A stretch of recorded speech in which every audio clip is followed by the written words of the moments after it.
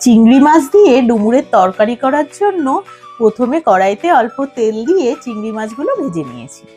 তারপর পরিমাণ মতো সর্ষের তেল গরম করে জিরে ফোড়ন দিলাম।